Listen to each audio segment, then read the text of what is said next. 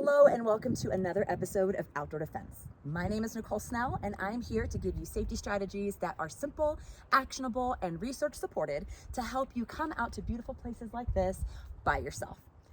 I figured since I'm in such a gorgeous location that this would be the perfect time to talk to you about perceived vulnerability. Society has convinced us that we are inherently vulnerable, and if we believe that, then we believe that there's nothing that we can do if we're faced with a dangerous situation. Now, no one is ever at fault for violence that happens to them. I'm going to tell you what the research says. The research says that 75% of confrontations can be avoided and de-escalated using verbal strategies. Up to 50% of sexual assaults can be prevented using self-defense strategies or forcible resistance, as it's called in the research, which means using your voice, running away, or using physical resistance. And another study shows that women who use physical resistance are more likely to deter a completed attack and to not have the attack continue or to be completed, and there's no additional risk of injury. And I'm going to speak in a binary, because a lot of the information that I hear and that I see is in the binary, and so I'm just gonna call it right out. So there's a lot of myths out there that say that, oh, if a man wants to attack a woman, there's nothing she could do because of the inherent gender imbalance and body size and strength. If a man wants to attack a woman, there's nothing she can really do to prevent that.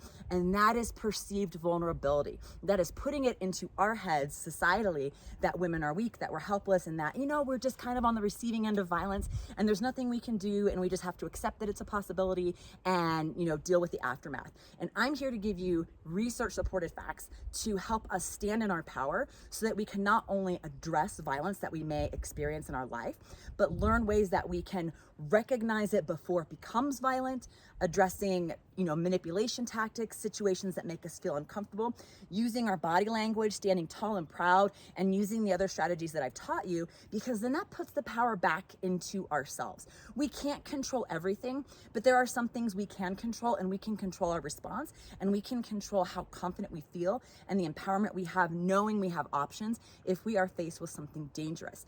To use perceived vulnerability, as I've seen journalists do, as I've seen people using it as a fear tactic and a scare tactic do, to try to make women feel like we're afraid and that we have to be scared and there's nothing we can do.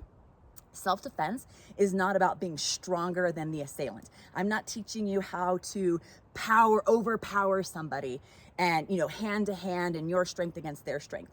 That's not what self-defense is. What I'm teaching you are ways to use your strengths against an assailant's weakness. Every human has vulnerability.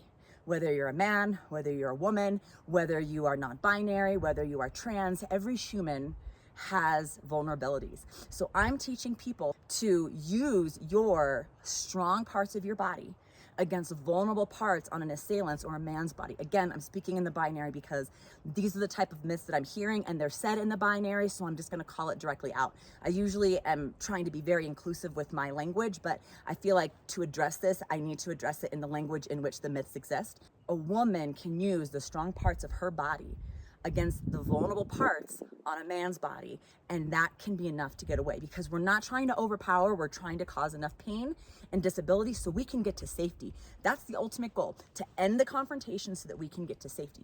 The ultimate goal, the best fight, is the one never fought, and that's why the other strategies I teach come into play.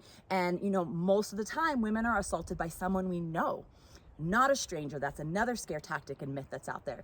So we are using these skills, which can be used in so many different aspects of our life, to deal with our relationships, with our partner, with our kids, with our family, with our friends, with our colleagues. And because these strategies can help us to set boundaries and to help prevent violence before it even starts, that is where it is most effective. So you can fight back. You do have options. You are not helpless. It does not matter your body size, your body type, your height, your gender, even your ability level. There are things that you can do, ways to use your body, ways to use your voice to be able to protect yourself.